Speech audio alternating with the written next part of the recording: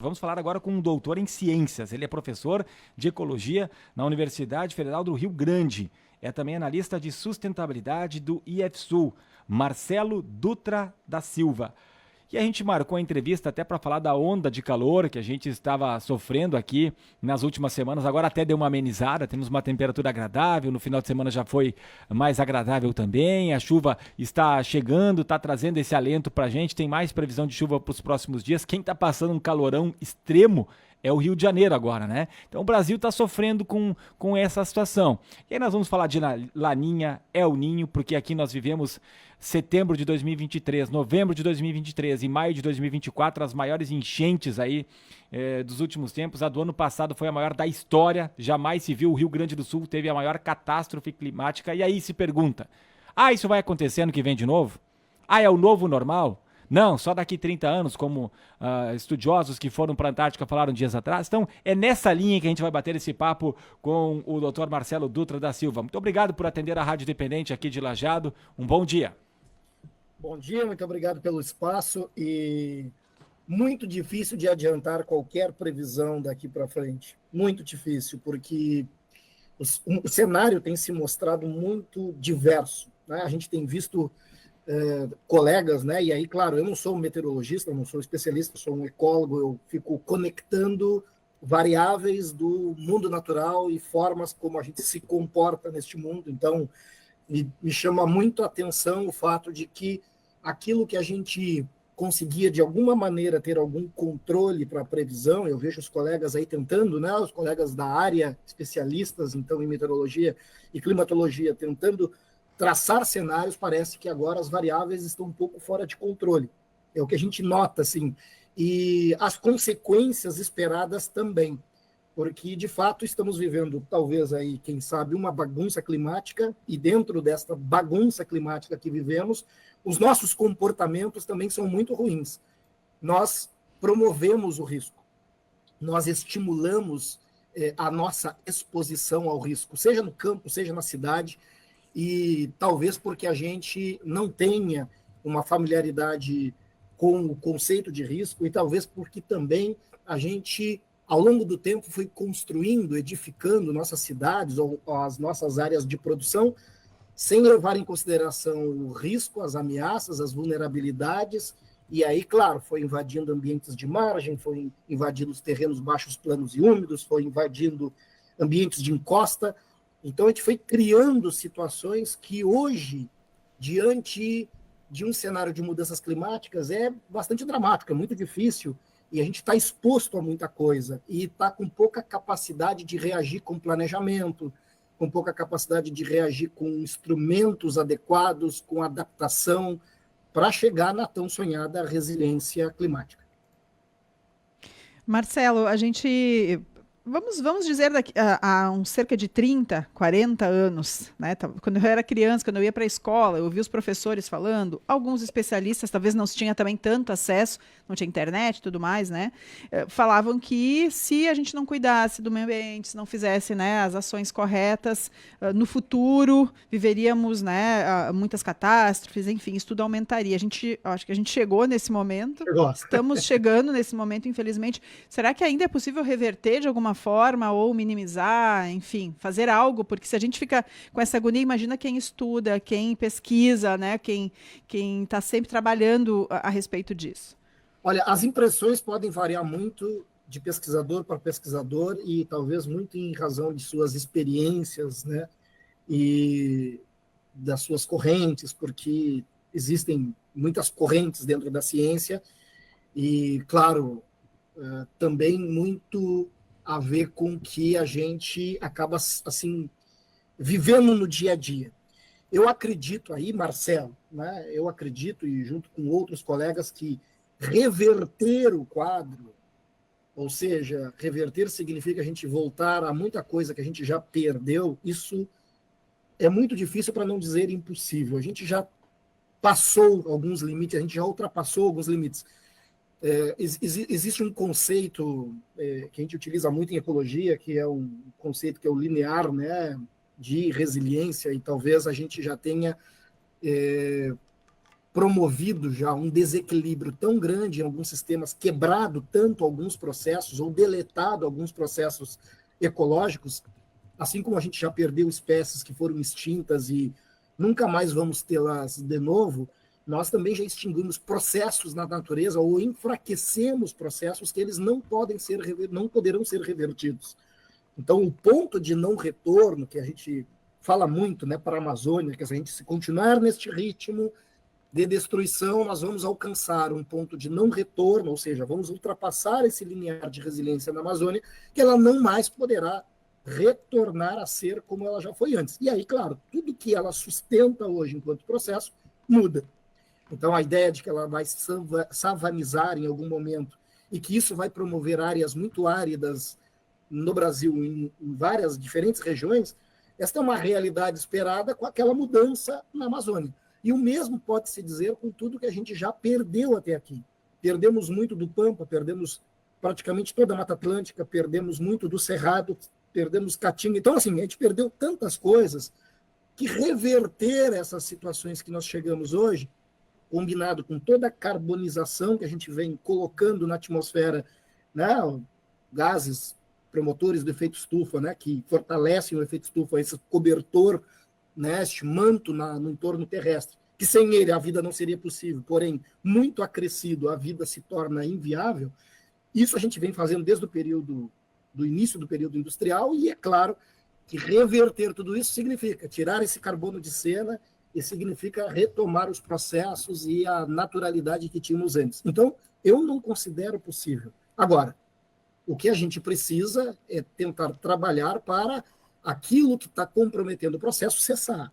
Então, a gente precisa imediatamente substituir nossas fontes de energia que atualmente são sujas e carbonizadas por fontes de ou baixo carbono, ou de neutralização do carbono, ou de limpa completamente com descarbonização completa. Então, isso é possível. Esta é uma caminhada tecnológica de mudança de hábitos, de costumes, de formas de fazer, que é possível.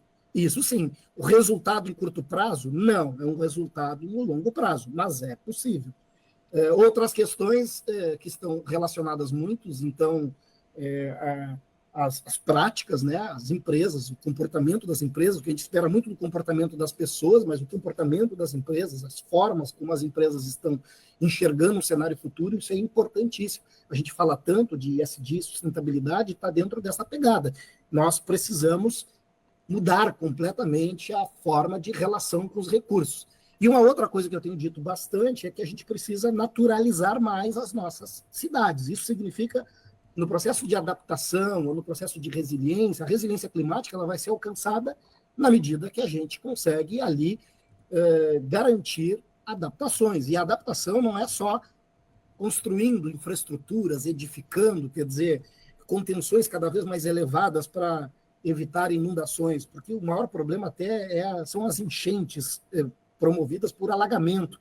Então, chove muito em curto espaço de tempo e alaga porque não tem como a água sair, porque as edificações foram autorizadas em lugares inadequados. Quer dizer, isso vai ter que ser revisado. Esta é a forma de fazer daqui para frente. A gente precisa ter noção de adaptar o espaço em que a gente vive, naturalizá-lo mais, incluir mais processos ecológicos nele. Aí sim, quem sabe, a gente vai ter uma chance. Marcelo, até para a gente aprofundar um pouquinho, talvez é um nome que as pessoas não estão tão habituados, né? E você falou, olha, quem sabe meteorologistas têm mais esse poder de prever, mas até eles estão tendo dificuldade, né? A gente fala muito em ecologista. Ecólogo, né? A sua profissão. O que é exatamente um ecólogo?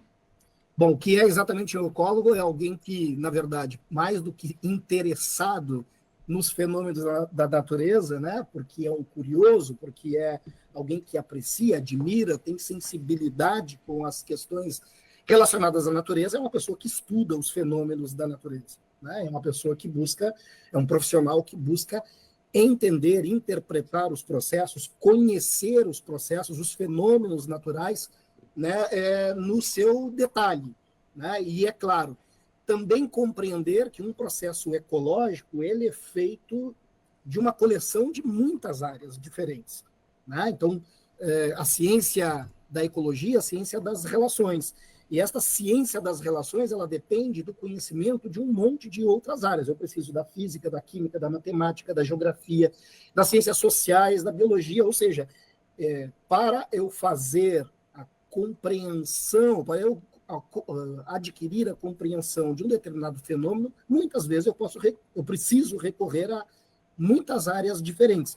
Então, tem uma dificuldade em particular nisso, mas o bonito disso é que a gente necessariamente compreende a relação, né, as conexões, os fenômenos que não são feitos de apenas um elemento, eu preciso de uma coleção de elementos para entender um determinado fenômeno. Então, existe, obviamente, dentro desta área das ciências naturais e da ecologia, ramos dos mais diversos, pessoas que vão se dedicar mais à compreensão dos processos ecológicos relacionados à fauna, à flora, à relação solo-água, terra, atmosfera, né?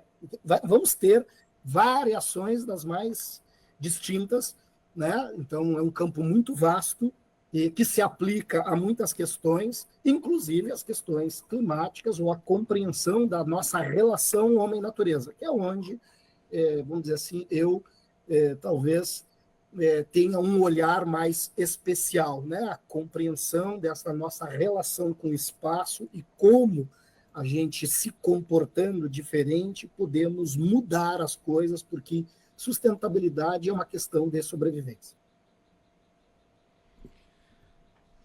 Estamos conversando com Marcelo Dutra da Silva, então ecólogo, doutor em ciências, professor de ecologia na Universidade Federal do Rio Grande, a FURG. O senhor falava que a gente tem que mudar hábitos, que a gente tem que rever muitas coisas. E como é que o senhor enxerga o nosso caminho? Não só Brasil, mas daqui a pouco dá para separar Brasil, né? Mas o planeta, o mundo, né?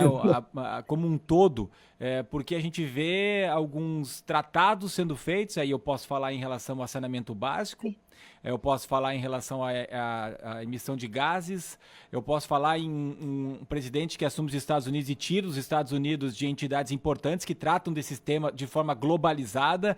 A gente tem feito avanços, por mais que eles precisassem ser maiores do que estão sendo feitos, ou não? Nós estamos praticamente parados há 10, 15 anos, ou a gente está começando a abrir os olhos e a gente pode ter alguma melhora daqui a algum tempo? Bom, primeiro, falando de ecologia, ninguém pode se isolar, não tem como. Os processos estão conectados. Nós vivemos num grande e único ecossistema chamado planeta Terra, que não está isolado também, porque ele está inserido num contexto muito maior, né? A gente pode chegar lá ao universo visível e invisível. Então, existe um contexto e nós, cada um de nós, em qualquer coisa que faça, seja lá o que for, de alguma forma está gerando algum relacionamento com este contexto. Então, em ecologia, nada se isola, né? Está tudo conectado. Bom, se é assim, as escolhas, as minhas escolhas, as escolhas daqueles que estão no meu entorno, todo mundo, de alguma forma, se afeta. E se isso compromete, ou seja, se isso também gera impactos, se isso gera impactos negativos, isso também gera ou pode gerar impactos positivos. Se eu sou o problema, eu também posso ser solução. E isso que é aí que está a beleza, né? Quer dizer, a gente está estragando muita coisa, mas se a gente se der conta, a gente também pode consertar muitas coisas. E esse consertar, é claro, estamos vendo progressos significativos, eu diria que no que diz respeito a saneamento, estamos atrasados por aqui, e atrasados de diferentes, num degradê de diferentes maneiras, né? Porque tem regiões brasileiras que estão mais avançadas e outras nem tanto. O Brasil está atrasado nesse tema, mas tem outras regiões do planeta que estão mais adiantadas, então é um tema significativo e importante, que tem lá seu significado na saúde, no meio ambiente, né? Na vida de todos como um todo. E, obviamente, quando a gente olha para outras questões, nós chegamos a saltos ainda maiores. Eu diria que nas energias limpas a gente vem num progresso assim, muito grande, que talvez até pudesse ser maior, mas porque esbarra em interesses dos mais diversos, e isso não é só, né, num presidente norte-americano que busca retroceder para ainda tentar garantir alguma sobrevivência da indústria velha, ou dos interesses daqueles que estão agarrados ainda a velhos conceitos, a velhas formas de fazer. Isso não se sustenta no tempo. Né? Eu até tenho dito isso para muitos colegas, agora é a maior economia do mundo, decidiu retroceder, então vai acabar com o ESG, vai acabar com o conceito de sustentabilidade, vai acabar. Não, não vai acabar. Na verdade, isso é como se fosse uma turbulência no voo, mas nós estamos nos projetando para um futuro que é necessariamente verde, que é bioenergético, né, que é de energias limpas, de práticas de baixo carbono. Né? Nós mesmos no Brasil aí acabamos, né, de aprovar, então, a lei das emissões de carbono. Existem inúmeras oportunidades dentro deste mercado, e esta é uma questão importante. A gente precisa ver que a descarbonização ela é uma prática ou um conjunto de práticas que, quando vista na perspectiva do mercado e das oportunidades, ela tem aí muito mais chance de decolar e de dar certo, né? Porque é justamente a razão de mercado que impede que novas práticas sejam feitas. Então, a gente está aí numa disputa da questão do petróleo. Bom, o petróleo, a gente tem uma riqueza gigante, ele pode ser explorado, tem um risco enorme em fazer isso, o custo-benefício tem que ser avaliado, né? O risco, mais uma vez, tem que entrar em cena. Agora, queimar petróleo na forma de combustível é o pior uso que a gente pode dar a este bem, a este recurso, porque existem inúmeras outras aplicações possíveis, muito mais úteis, talvez com valor agregado muito maior do que queimar na forma de combustível, e as alternativas hoje para combustíveis e fontes de energia são inúmeras, que a tecnologia nos mostra. Por exemplo, o Brasil ainda não explora, e vai começar um processo grande de exploração em algum momento das eólicas offshore. Todo mundo conhece os parques eólicos, a geração eólica onshore, em terra, mas quando a gente começar a ver a energia gerada no oceano, uma energia de alta qualidade, com volume, isso vai baixar o valor, isso vai possibilitar que no litoral se estabeleçam outras e outras e outras formas de produção e de geração econômica. Então, nós temos um futuro muito promissor, e aí o Rio Grande do Sul, em particular, nós temos a biorefinaria, quer dizer, nós temos a refinaria de petróleo rio-grandense em Rio Grande, que será em algum momento, ali a partir de 2028, a primeira biorefinaria do país, ou seja, não se refinará mais nenhuma gota de petróleo, vai chegar apenas um navio de bioóleo, um óleo de soja ou de sebo animal, para produzir a mesma gasolina, o mesmo gás de cozinha, o mesmo querosene, o mesmo SAF, o mesmo tudo que é produzido hoje, só que ao invés de ser de petróleo, será de soja.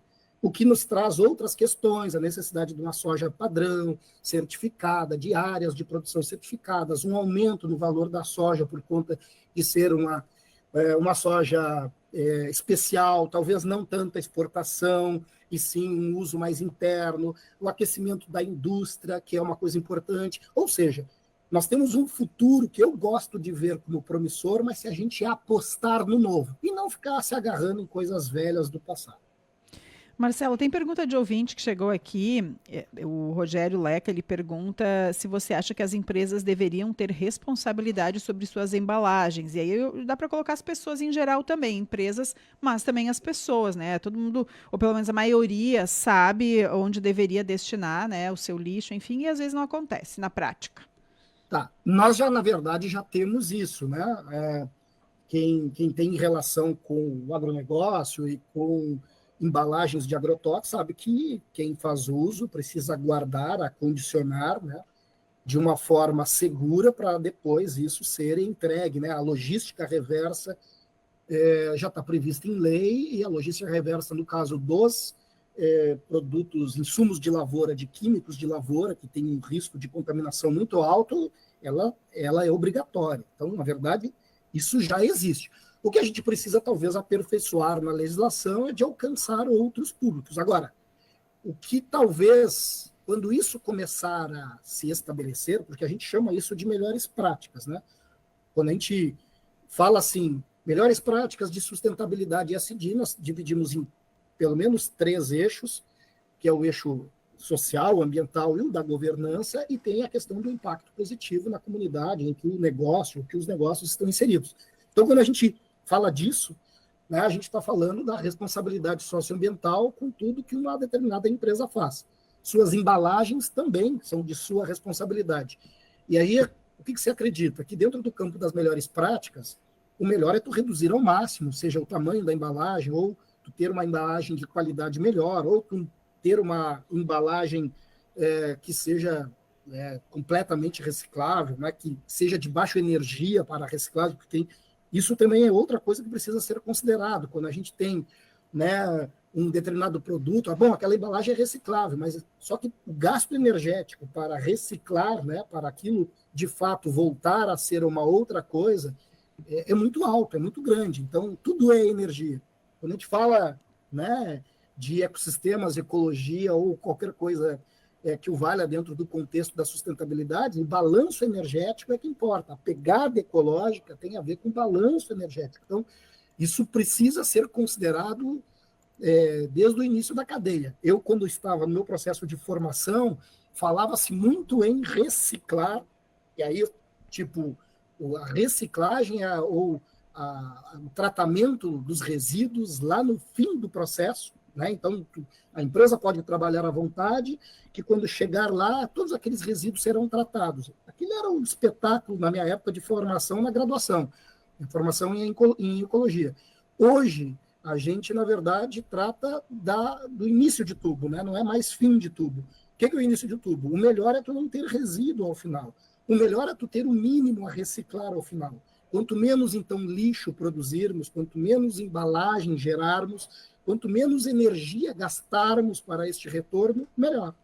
Então, essa é a grande questão. Ok, estamos conversando com o doutor em ciências, ecólogo, doutor Marcelo Dutra da Silva. Eu sei que o senhor já começou a entrevista dizendo que é difícil, que é mais para meteorologistas, mas a pergunta que a gente não para de se fazer aqui no Rio Grande do Sul, especialmente nós aqui do Vale do Taquari, o que o senhor acha que é possível de falarmos, né? Daqui a pouco de uma forma mais abstrata, se não der para aprofundar tanto, alguma previsão, porque teve esse estudo do pessoal da URGS que foi lá para a Antártica, aí teve um pesquisador que disse que em 30 anos deveremos repetir maio de 2024. Acredita que seja algo nesse sentido ou é algo que pode acontecer com mais frequência, daqui menos 2, 3 anos poderemos voltar a acontecer um evento desse? A questão do verão, cada vez dias mais quentes ou não, esse ano foi mais quente porque temos o Laninha, no próximo ano já pode mudar. O que dá para falar nesse cenário? Então, olha só, se os colegas estão dizendo, né, estão tentando cravar ali um tempo, bom, isso é com base na ciência, né? Isso não é um achismo. Sim. Isso que o que tem de mais perigoso na ciência é justamente o achar, né? Agora, o que na verdade também a ciência nos traz, nos diz, nos mostra, e para qualquer um muito interessado no tema, eu sou interessado no tema, se buscar nos painéis intergovernamentais aí do IPCC, nos artigos que são publicados todos os dias, porque tem informação nova todos os dias, tem tratamento de informação todos os dias. Então, qualquer um muito interessado pode se tornar um especialista em informação climática, buscando, né, nas publicações que são realizadas todos os dias. Tem muita informação disponível. Essa é a grande vantagem de hoje, comparado com o passado. E aí, o que fica, né? As impressões e dos dados que são mostrados. Primeiro, o clima mudou, essa é uma realidade, não tem como negar isso. Então, isso é um fato. O que nós vivemos aqui em maio é muito possível que a gente viva em algum momento, seja 30 anos, seja um pouco menos, seja um pouco depois, mas que a gente vai viver momento semelhante, nós vamos. A outra coisa é que isso tem a ver com o aquecimento da Terra. A Terra está mais quente, ela está muito mais quente do que as previsões colocavam, né? Aceleramos isso, tem a ver com as nossas práticas, com a carbonização, né? Que são os gases de efeito estufa, então, seja carbono ou equivalente. Então, a gente tem um papel importante nisso, temos uma culpa significativa nesse processo. Então, não tem como dizer que o homem está de fora, que tudo está acontecendo e que isso já aconteceu no passado, não. Com esta violência de transição, não. Quando a gente busca os dados do passado, a gente vê que as mudanças de agora são muito mais violentas do que antes. E aí vem a ideia dos extremos. Nós estamos vivendo picos de mudança, né, dentro desta grande mudança. A gente está vendo assim, eventos que deveriam, né, chover é normal, mas chover tão pouco, num curto espaço de tempo, numa chuva, num volume que tem um poder destrutivo, que cidade nenhuma, nas suas atuais condições, tem capacidade de absorver, e isso é o que está fora do normal. Bom, nós não vamos conseguir mudar esse padrão de chuva, e é isso que é importante. O que a gente pode mudar é o padrão da cidade, naturalizar, adaptar e não permitir mais que ocupações sejam colocadas sem nenhum cuidado com os riscos. É isso que a gente não pode mais permitir, porque o padrão diferenciado de chuva, ele vai continuar sendo, isso não muda. Da mesma forma, a falta de chuva. E da mesma forma, os outros eventos, como o vento, por exemplo. Nós vamos, e olha que eu tenho dito isso desde 2023, nós vamos, e aí os dados mostram, que nós vamos ter episódios de vento cada vez mais perigosos, ventos ciclônicos, bombas de vento, coisas assim, explosões, né, ventos explosivos. Nós vamos ter esses episódios, eles estão se mostrando mais violentos. A gente vira e mexe, tem alguma notícia de algum evento de vento. Da mesma maneira, granizo, mesmo que conhecido.